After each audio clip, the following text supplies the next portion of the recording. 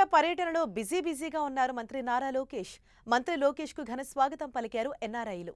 లోకేష్ కు స్వాగతం పలుకుతూ సిడ్నీలో టవర్ ఫ్లెక్సీలు వెలిశాయి. ఈ నెల 24 వరకు ఆస్ట్రేలియాలో పర్యటించనున్న లోకేష్ పలువురు పారిశ్రామికవేత్తలతో భేటీ కానున్నారు. అందరం కలిసికట్టుగా రాష్ట్రాన్ని పునర్నిర్మించుకుందామని, మళ్లీ తెలుగువారు గర్వంగా తలెత్తుకునే పరిస్థితి రావాలని ఈ సందర్భంగా ఎన్ఆర్ఐలకు లోకేష్ పిలుపునిచ్చారు. ఏపీకి గత 16 నెలల్లోనే 10 లక్షల కోట్ల పెట్టుబడులు సాధించామన్నారు.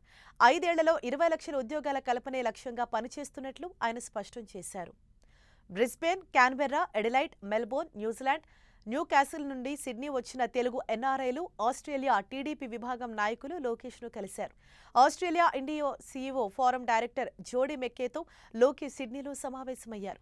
కీలకమైన పెట్టుబడులకు గమ్యస్థానంగా ఉన్న ఆంధ్రప్రదేశ్ను Australia India CEO forum state engagement ఎజెండాలో చేర్చాలని ఆయన కోరారు.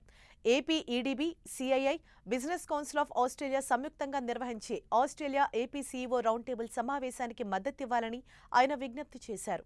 ఇక సిడ్నీ క్రికెట్ గ్రౌండ్ ప్రాంగణంలోని బ్రూవర్స్ పెవిలియన్ నోబుల్ డైనింగ్ రూమ్లో ఏపీ ఎన్ఆర్ఐ ఆధ్వర్యంలో జరిగిన ఆస్ట్రేలియా తెలుగు డయాస్పోరా సమావేశానికి లోకేష్ ముఖ్య అతిథిగా హాజరయ్యారు.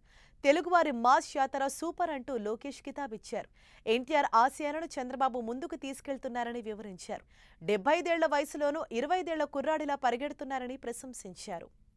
1995లో ఏ మ్యాజిక్ అయితే చంద్రబాబు చేసి తెలుగువారిని తలెత్తుకుని తిరిగేలా చేశారో అదే మ్యాజిక్ రిపీట్ చేయాలని అహర్నిశలు కష్టపడుతున్నట్లు లోకేష్ వివరించారు.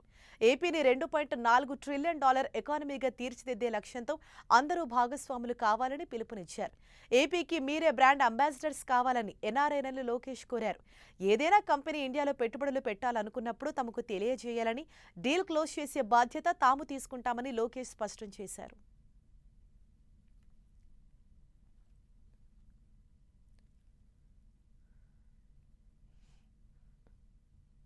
పొత్తు అన్నప్పుడు చిన్న సమస్యలుంటాయన్నారు మంత్రి నారా లోకేష్.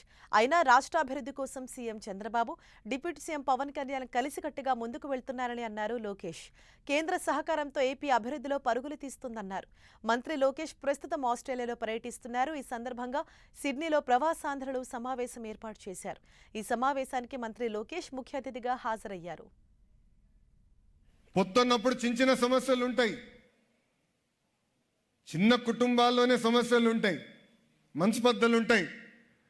కానీ ఆంధ్ర రాష్ట్రానికి మన వల్ల నష్టపోకూడదు.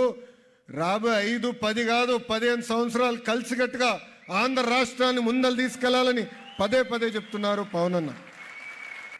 అన్నిట్లో మేము అంగీకరిస్తాం అన్నట్ల, కానీ కన్విన్స్ చేసుకుంటున్నాం. ఎజెండా ఒకటే, అన్ని రంగాల్లో ఆంధ్ర రాష్ట్రం నంబర్ 1 అవ్వాలని. మళ్ళీ తెలుగు వాళ్ళు గర్వంగా ఎస్ మేము ఆంధ్ర రాష్ట్రం నుంచి వచ్చామని చెప్పుకునే పరిస్థితి రావాలి.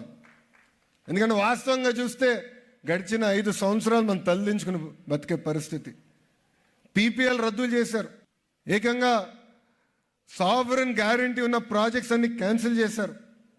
దానివల్ల కేవలం ఆంధ్ర రాష్ట్రం కాదు భారతదేశం కూడా తీవ్రంగా నష్టపోయింది. అలాంటి పరిస్థితి తిరిగి రాకూడదనే లక్ష్యంతో ఈరోజు పవన్ అన్న, గౌరవ ముఖ్యమంత్రి చంద్రబాబు నాయుడు గారు కలిసికట్టుగా పరిపాలిస్తున్నారు.